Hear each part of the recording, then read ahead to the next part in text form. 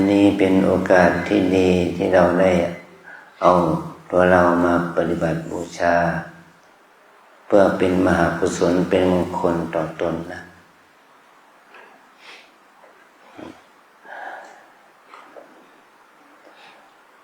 เบื้องต้นเราได้ขอขมาพระรัตนตรัยว่าบางครั้งเราอาจจะมีการทำการพูดและการคิดไปในทางที่ไม่ดีตำหนิพระรัตนตรัยตำหนิวัดตำหนิพระสงฆ์เป็นเหตุให้เรานั้นได้เกิดการกระทำเป็นวจีกรรมกายกรรมหรือมโนกรรมได้การกระทำนี้ก็จะเป็นกรรมที่ขวางกั้น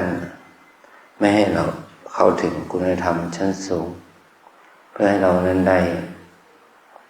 มีโอกาสตอนนี้เราก็ได้มีโอกาสที่จะขอขมาพระรัตนตรัย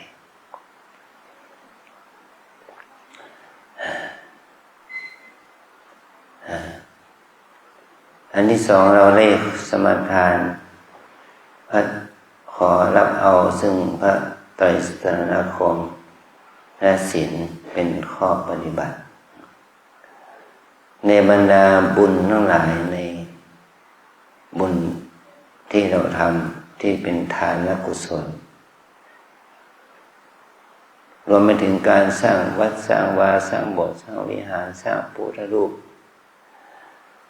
การทำบุญทำทานเหล่านั้นก็ยังมีอานิสงส์น้อยถ้าเรามาเปรียบเทียบกับจิตที่เรามีความศรัทธาต่อพระรัตนตรัยขอถึงพระพุทธเจ้าพระธรรมสงฆ์ว่าเป็นสรณะเป็นบุญกุศลที่ประเสริฐกว่าการบำเพ็ญทานหรือการใดๆนะเมื่อเราได้สมาทานพระรัตนตรัยเอาเป็นสรณะแล้วเราก็ได้รับศีลข้อประพฤติปฏิบัติชั้นสูงขึ้นไปเราสมาทานศีล 8อย่างที่เราได้แปลศีล 8 ข้อให้เราได้มาประพฤติปฏิบัติช่วงที่เรามานุ่งขาวห่มขาวในวัดอย่างศีลข้อ 2อทินนาทานาว่าเราจะไม่ถือเอาสิ่งของที่เจ้าของเขานี้ได้ให้ทินนะเนี่ยทินนะแปลว่าให้แปลว่าไม่ถือของที่เขาไม่ได้ให้ด้วยอาการแห่งขโมยด้วยเจตนาที่เราจะรักขโมยเนี่ยมันก็ตัวอย่างว่าของนั้นรู้ว่าเป็นของนั้นเป็นของที่มีเจ้าของเรารู้อยู่เรารู้ว่ามีเจ้าของนะมีจิตคิดจะขโมยมีเจตนาที่จะลักมีความเพียรเพื่อให้สิ่งของนั้นเคลื่อนออกจากที่เท่านั้นเห็นว่า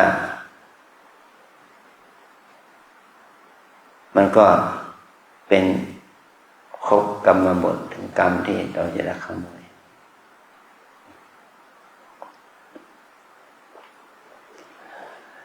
อย่างสิ่งข้อหนึ่งก็สัตว์นั้นมีชีวิตเรารู้ว่าสัตว์นั้นมีชีวิตมีจิตคิดจะฆ่าให้ตายนะมีความเพียรเพื่อให้เขาตายไม่ว่ายกมือขึ้นเอาวัสดุมาฟาดมันอย่างนี้นะแต่ฉันก็ตายด้วยความเพียรนั้นนี่คือศีลข้อนี้ครบกรรมบทก็จะทำให้เราได้เข้าถึงกรรมที่จะนำไปสู่อบายได้เราต้องเรียนรู้ข้อศีลเป็นข้อธรรมที่ละเอียดขึ้นเป็นสิ่งที่เราจะต้องเรียนรู้ว่าถ้าเรามีศีลแล้ว จะมีอานิสงส์มากกว่าการให้ทานเป็นไหนๆนะเรารักษาศีลเราได้รับศีลแล้วเราก็สมาทานพระกรรมฐานเราขอขมาพระพุทธเจ้าธรรมสงฆ์รับพระเตสนาคมและศีลเพื่อที่จะทำให้จิตใจเราสะอาดขึ้นเราจะกล่าวคำขอขมาว่าเราขอขมาว่าอิมาหังภควาอัตตภาวังตุมหากังวาลิจฉามิว่าข้าพเจ้าขอถึงสมเด็จพระผู้มีพระภาคเจ้าขอมอบกายถวายชีวิตต่อพระผู้มีพระภาคเจ้ามีความแน่วแน่ที่จะปฏิบัติตามแนวทางของพระพุทธเจ้าแล้วก็อิมาหังอาจาริยะว่าข้าพเจ้าขอมอบกายถวายตัวต่อครูบาอาจารย์เพื่อจะเจริญพระกรรมฐานต่อไปครูบาอาจารย์นะครับไม่ใช่ว่าเป็นพระพุทธเจ้านะท่านนำเอาหลักธรรมนั้นมาแนะนำเราให้เข้าถึงความเจริญแห่งมรรคผลนิพพานอันนี้จะทำให้เราเจริญในบุญกุศลขั้นสามคือบุญขั้นภาวนานะบุญขั้นภาวนาเรามาที่นี่เรามาเพื่อทำบุญขั้นภาวนามาปฏิบัติธรรมมาบวชใจเรานะมาบวชใจต่อจากนั้นเราได้กล่าวแผ่เมตตาถ้าในชีวิตประจำวันของเรานั้นมีจิตอาฆาตพยาบาทกับใครเราพยายามฝึกความรู้สึกที่ไม่ดีผ่อนออกไปให้เรามีความรู้สึกที่ดีเบื้องต้นก็ทำความรู้สึกที่ดีต่อตนก่อน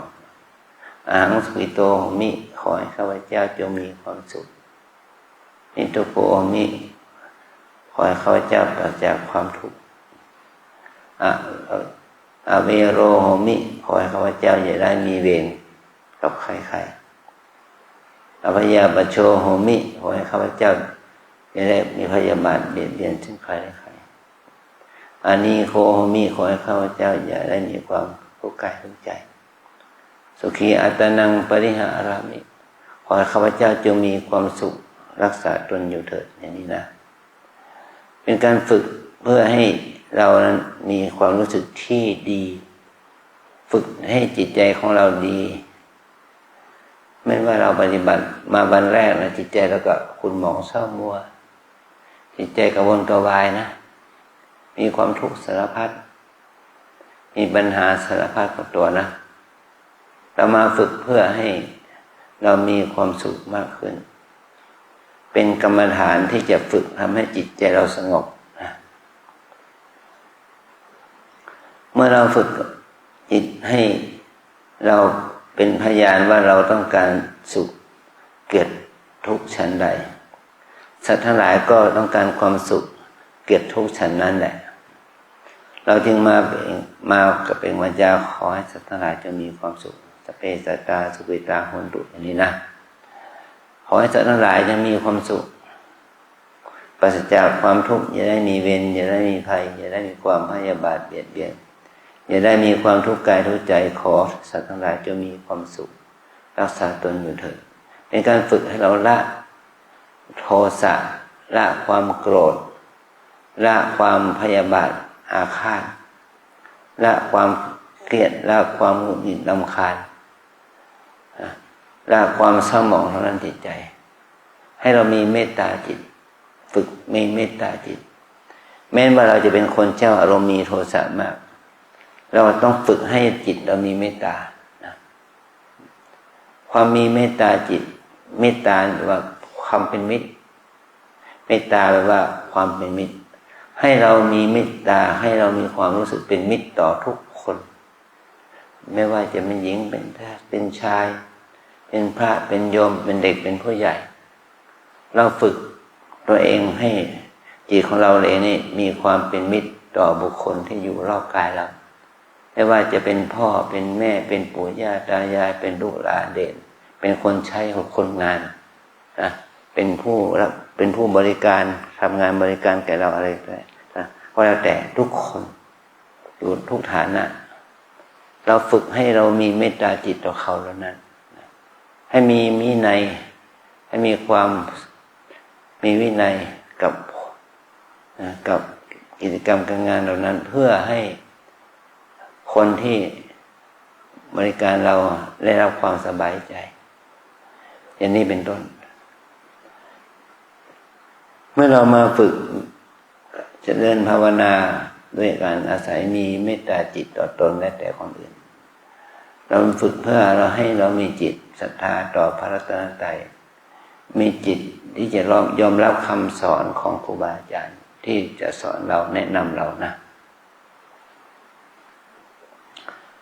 เราฝึกเพื่ออะไรเพื่อให้จิตเราระงับดับกิเลส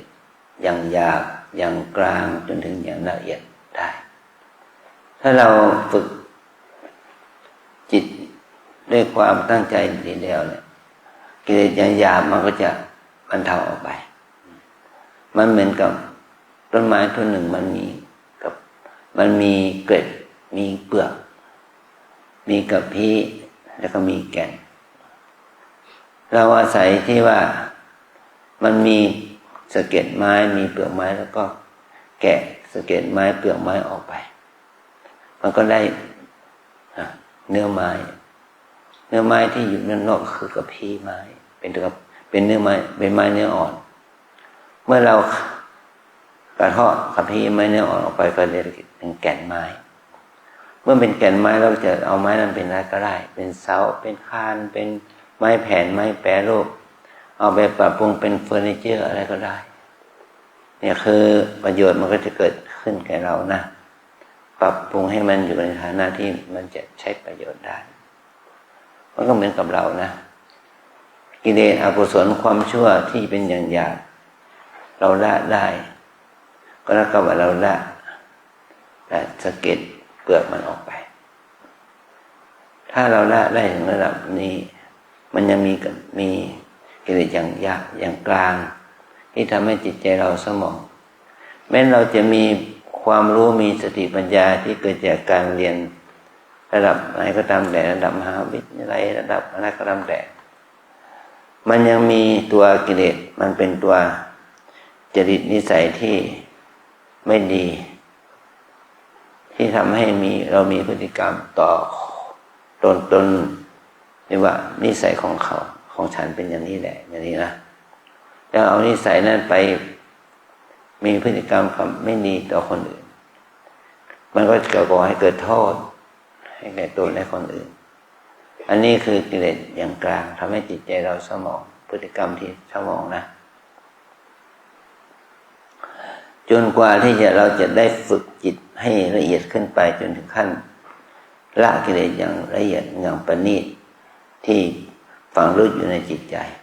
ด้วยการเจริญจิตภาวนาขั้นวิปัสสนากรรมฐานเข้าถึงมรรคผลนิพพานเป็นที่สุดนะสิ่งเหล่านี้มันจะก่อให้เกิดคุณแก่เราเป็นมหาศาลแต่มันทำได้ยากมากทำได้ยากมากนะเพราะว่าการที่จะขจัดกิเลสอย่างละเอียดอย่างอาสวะกิเลสมันก็เหมือนกับว่าร่างกายเรานี้มันมีเชื้อโรคมีเชื้อไวรัสฝังตัวอยู่ในตัวเรานะมีเชื้อยีสต์เชื้อแบคทีเรียเชื้อราเชื้อไวรัส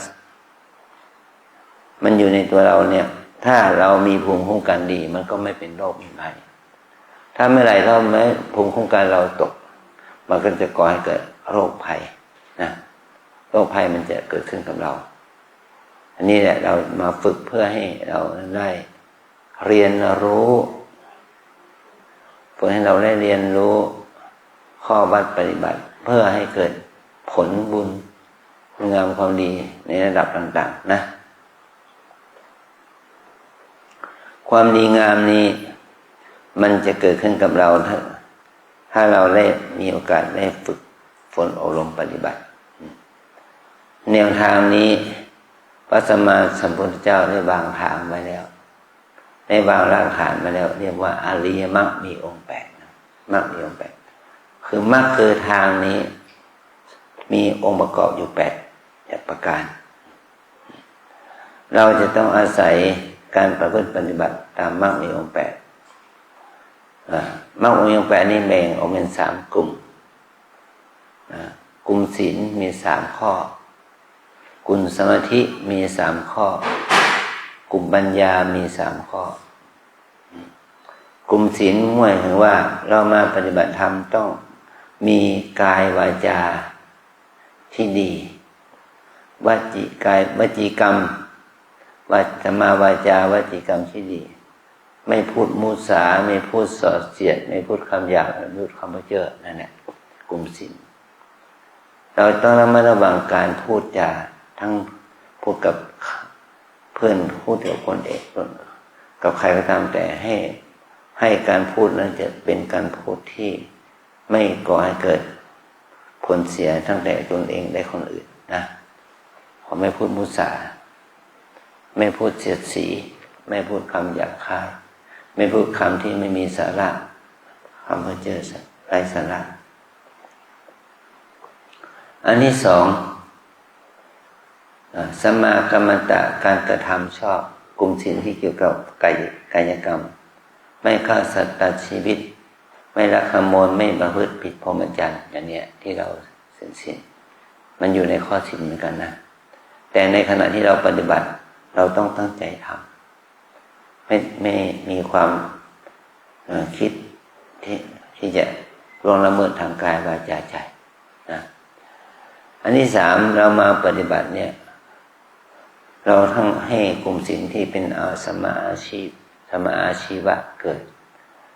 การดำเนินชีวิตของเราเนี่ยเราต้องดำเนินชีวิตเพื่อไม่เอาความคิดที่เอาเวลาที่เรามาปฏิบัติเพื่อไม่ให้ความคิดเหล่านั้น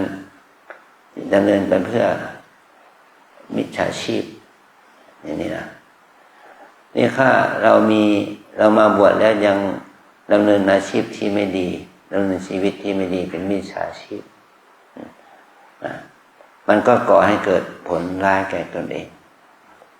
ยกตัวอย่างว่าเรามีอาชีพค้าขายออนไลน์เรายังมี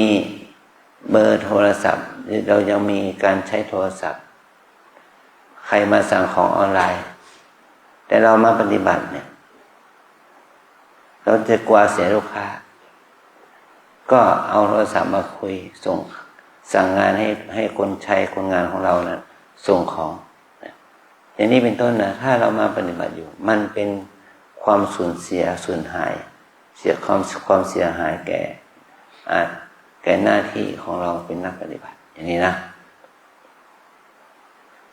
มันเป็นมิจฉาบางคนมีอาชีพเรียกว่าเกี่ยวกับเรื่องของอย่างอื่นเรียกว่าเกี่ยวกับเรื่องสแกมเมอร์มีอาชีพ call center อย่างนี้นะมันก็เป็นมิจฉาชีพที่ชัดเจนแม้แต่เราเล่นหวยเล่นเบอร์เราได้ยินข่าวว่า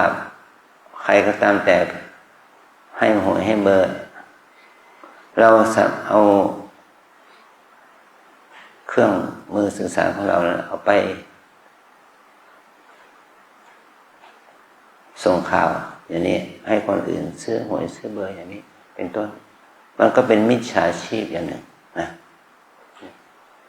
การที่เรามาปฏิบัติธรรมเราจะต้องดำเนินชีวิตชอบดำเนินชีวิตชอบด้วยดำเนินชีวิตที่เป็นไป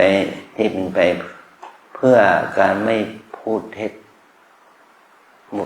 พูดส่อเสียดคำหยาบเพ้อเจ้อ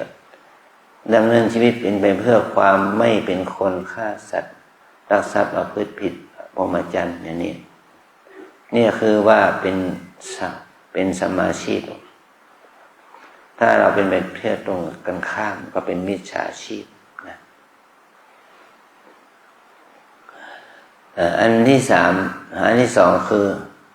มรรคกลุ่มที่2คือสมาธิ มื่อเรามาปฏิบัติธรรมนี่เราจะเดินจิตสิกขาเจริญสมาธิให้เกิดขึ้น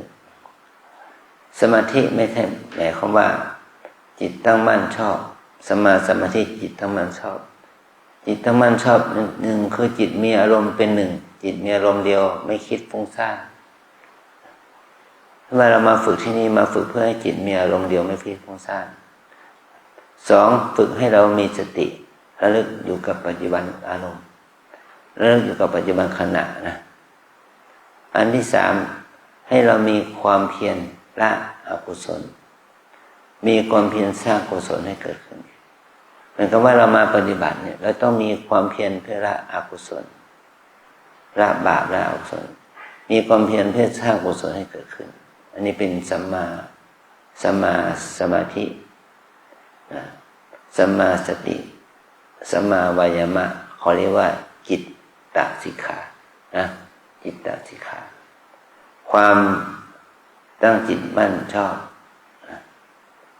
ความมีสติมีสมาธิมีความเพียรนี่ภาวะนี้เขาเรียกว่าจิตตสิกขาความคิดชอบที่เป็นไปเพื่อจิตที่สะอาดขึ้นสงบขึ้นนะสะอาดขึ้นสงบขึ้นแม้จิตสะอาดจิตสงบมันก็จะขอให้จิตสดใสมีความสว่างคือปัญญามีความคิดชอบมีความเห็นชอบเกิดขึ้นนักปฏิบัติที่แท้จริงนั้นไม่ใช่ว่าห้ามคิดนะแต่คิดนะคิดได้แต่คิดดีนะคิดไปในทางที่ดีงามสัมมาสังกัปปะดำริชอบดำริคือคิดเป็นไปเพื่อละกามถ้าเรามาคิดเรื่องกามมันก็ไม่ตอบโจทย์นะคิดเพื่อละกามละกิเลสเมื่อเรามาปฏิบัติเราต้องฝึกตนเองให้ละจากกิเลสที่เกี่ยวกับกามตัณหาราคะความต้องการยังเพศสัมพันธ์อะไรก็ต้องละให้ได้ละกามสองมีความคิดที่จะมีเมตตาถ้าคิดที่เป็นโกรธเกิดพยาบาทมันเป็นโทษเราคิดที่จะมีเมตตาต่อเพื่อนร่วมโลกนะผิดที่จะมีเมตตาสามมีความคิดที่จะมีความกรุณาไม่คิดที่จะเบียดเบียนคนอื่นสัตว์อื่นเนี่ยคือเป็นความคิดที่ดีคิดที่เป็นไปเพื่อความมีเมตตากรุณาและคิดเป็นไปเพื่อความเห็นโทษของกามอันนี้เขาเรียกว่าดำริชอบคิดชอบอันนี้มรรคอันที่8มรรคอันสุดท้ายคือสัมมาทิฏฐิมีปัญญาเห็นชอบมีปัญญาเห็นไม่ใช่มีโลภะโทสะเห็นด้วยปัญญารู้ด้วยปัญญานะฝึกให้เรารู้ให้เราเข้าใจว่าชีวิตนี้ตัวเรานี้เป็นอันนี้เป็นของไม่เที่ยงเป็นทุกข์เป็นของที่ไม่ใช่ตัวตนนะถ้าเราฝึกให้เรารู้ถึงความเป็นจริงว่าชีวิตของเราทุกคนเนี่ยตั้งแต่เกิดมาจนถึงวันตายมีความรู้สึกถึงความเป็นจริงว่าทุกสิ่งย่อมมีความเกิดแก่เจ็บตายอย่างนี้ย่อมพัดพรากจากสิ่งที่รักประสบกับสิ่งที่ไม่น่ารักปรารถนาสิ่งใดย่อมไม่ได้ดังใจความยึดติดยึดมั่นในธาตุขันธ์ใดๆก็เป็นที่ตั้งของทุกข์ให้เรารู้ถึงความเป็นจริงของชีวิตว่าชีวิตนี้เป็นทุกข์อย่างนี้นี่เขาเรียกว่าเกิดสัมมาทิฏฐิความเห็นชอบนะแม้ว่าเราจะมาอยู่3 วัน5 วัน7 วัน1 เดือนเราก็ตามแต่นะเรามาอยู่เพื่อพัฒนาตัวเองพัฒนาจิตของเราเองให้ดีขึ้นพัฒนาชีวิตของเราให้ดีขึ้นอันนี้คือเป็นการมาฝึกเพื่อให้เราเข้าใจความเป็นจริงของตัวเองนะ ต้องมีปัญญาเห็นชอบเห็นว่าการปฏิบัติธรรมนี่เป็นความดีมีความเห็นว่าการกระทำที่เราภาวนานี่เป็นความดีนะเราอย่าคิดว่าเรามาปฏิบัติธรรมมันจะมีแต่ความสุขนะมันไม่ได้หรอกไม่มีแต่ความทุกข์ความเจ็บความปวดความเมื่อยนานาประการนะแม้แต่เรามานั่งรับกรรมฐานเนี่ยยังทุกข์เลยเนาะทุกข์ไหมเราเซ่คนนัตมินทุกข์ไหมก็ทุกข์นะปวดเจ็บชาเนี่ยเมื่อยขบนี่เป็นเห็นของจริงนะของจริงในเบื้องต้นที่กายเป็นทุกข์เราก็เห็นมีหลังซ้ำเราได้รับการเราอยู่ที่นี่เราได้กินข้าว2 มื้อตอนเย็นไม่มีข้าวกินทุกข์อีกแล้วหิวนะหิวเมื่อยเจ็บจนถึงกำโพงเราเป็นโรคกระเพาะขึ้นมาปวดท้องอย่างนี้เป็นต้นนะทุกข์เพราะว่าเราไม่สามารถเลือกอาหารได้ถ้าโรงครัวเขาก็ให้อาหารให้แก่เราให้เราตักอาหารที่เขามีอยู่ให้เรากินอาหารตามนั้นเราบอกว่าไม่ถูกใจฉันไม่ถูกปากฉันก็ช่วยไม่ได้จริงๆเนาะมันไม่ใช่ร้านอาหารไม่ใช่ภัตตาคารไม่ใช่อาหารตามสั่งไม่มีเมนูให้ไม่มีเมนูเป็นร้อยรายการไม่มีของหวานไม่มีของข้าวอะไรให้เรานะเท่าที่มีเพราะเรามาอยู่ที่นี่มาเพื่อกินเพื่ออยู่ไม่ใช่อยู่เพื่อกินมากินเพื่ออยู่เราให้เรารู้ว่าเรามากินเพื่ออยู่ไม่ใช่อยู่เพื่อกินแม้ที่สุดนั้นเราจะเป็นเจ้าภาพอาหารเองนะอาหารเราก็กินเหมือนกับอาหารของโยคีนั่นแหละแต่อาจจะได้รับสิทธิ์หน่อยเขาจัดโต๊ะให้เรานั่งทานไม่ต้องไปเข้าคิวในกรณีที่เป็นเจ้าภาพแต่ถ้าเรามาเป็นนักปฏิบัติเราต้องกินอาหารที่ไม่ว่าเราจะเป็นเจ้าภาพเราก็ต้องกินอาหารเหมือนกับโยคีทุกท่านกินเราจะต้องทานอาหารอย่างที่พระฉันนะเหมือนกันอาศัยความที่เราได้ประพฤติปฏิบัติเพื่อปฏิบัติเพื่อไม่ให้เราติดอยู่ในรถนั่นแหละฝึกนะกินเพื่ออยู่ไม่ใช่อยู่เพื่อกินนั่นแหละจะทำให้เรานั้นได้ขัดเกลาความยึดติดยึดมั่นในอาหารการกินที่พักที่อาศัยที่หลับที่นอนทุกอย่างมันไม่ใช่ของที่ทำเพื่อมันวัดก็ไม่ใช่ทำเพื่อให้เราสะดวกสบายเกินไปวัดก็ไม่ใช่ว่าจะทำให้เรามีความสุขความดีมากเกินไปเท่าที่จะอยู่ได้กินได้เพื่อให้เราได้มาฝึกตนเองอย่างนี้นะการปฏิบัติธรรมปฏิบัติปฏิแปลว่าเฉพาะปฏิแปลว่าตกไปเฉพาะให้เรารู้ถึงความเป็นจริงในปัจจุบันขณะของกายและใจฝึกให้เรามีสติอยู่กับกายฝึกให้เรามีความเพียรความอดทนที่เราได้ยืนเดินนั่งนอนนะฝึกให้เรามีสติอยู่กับกายให้เรามีสติอยู่กับความรู้สึกทางกายคือปวดเจ็บเหน็บชาฝึกให้เรามีสติอยู่กับใจคือความคิดนึกฟุ้งซ่านยินดียินร้ายฝึกให้เรามีสติอยู่กับสภาวะใจสภาวะธรรมนี่คือกับจิตชอบไม่ชอบง่วงฟุ้งสงสัยเป็นต้นนะถ้าเราฝึกได้อย่างนี้ก็จะทำให้เราเจริญในการปฏิบัติภาวนานะแม้เราจะมาอยู่3 วัน5 วัน7 วันอะไรก็แล้วแต่ขอให้เราได้มีความรู้สึกถึงวันเวลาที่มีอยู่นี้เพื่อมากุศลเพื่อบุญนะเพื่อความดีงามของเรานะทุกคนประนมมือว่าตามนะว่าตามอาจารย์วิปัสสนากรรมฐานตามแนวสติปัฏฐานมี4 อย่าง1 กาย2 เวทนา3 จิต4 ธรรม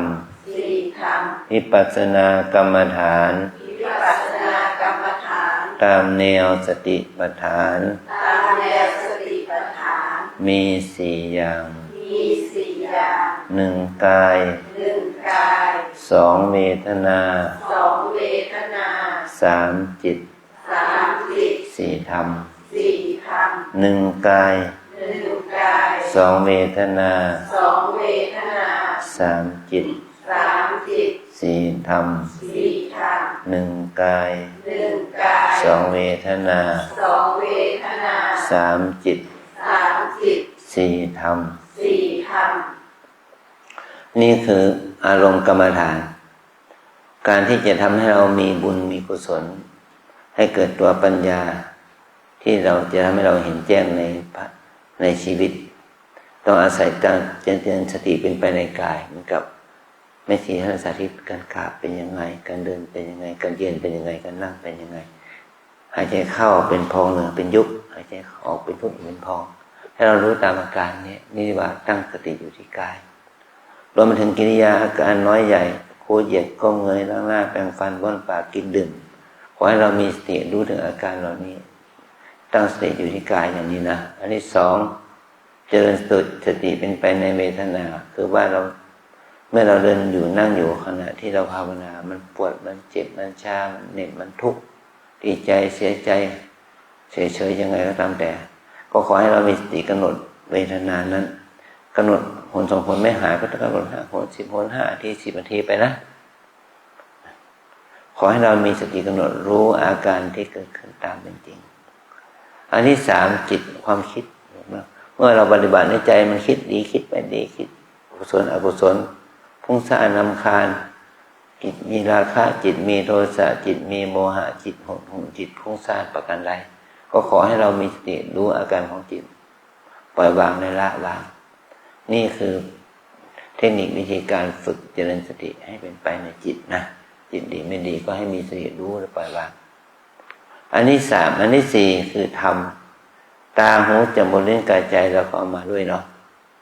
รูปเสียงกลิ่นรสสัมผัสไม่ต้องเอามาวัดมีอยู่ได้เห็นได้ยินกลิ่นรสสัมผัสมากมายนะแต่เห็นแล้วมันสุขไหมมันทุกข์ไหมมันดีใจเสียใจไม่มีชอบไม่ชอบมีไหมมียินดียินร้ายไหมมีนะโรคโกรธหลงมีไหมมีอยู่ที่วัดนี่แหละวัดเป็นอารมณ์ที่บ่มเพาะได้ทั้งกิเลสบ่มเพาะได้ทั้งบุญบาปนะดีชั่วมันมีอยู่ที่นี่แต่ถ้าเรามีสติเราก็ปล่อยวางสิ่งที่ไม่ดีออกไปสร้างบุญสร้างกุศลให้เกิดขึ้นนะความดีงามนี่จะต้องเกิดขึ้นกับเราอย่างนี้นะกินน้อยนอนน้อยพูดน้อยปฏิบัติให้มากเอาใจใส่ดูแลตัวเองอย่างนี้นะ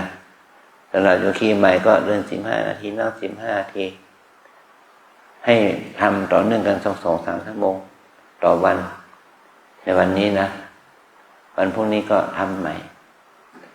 จนถึงขนาดที่ว่าวันหนึ่งให้ทำให้ได้6 ชั่วโมง7 ชั่วโมงนะ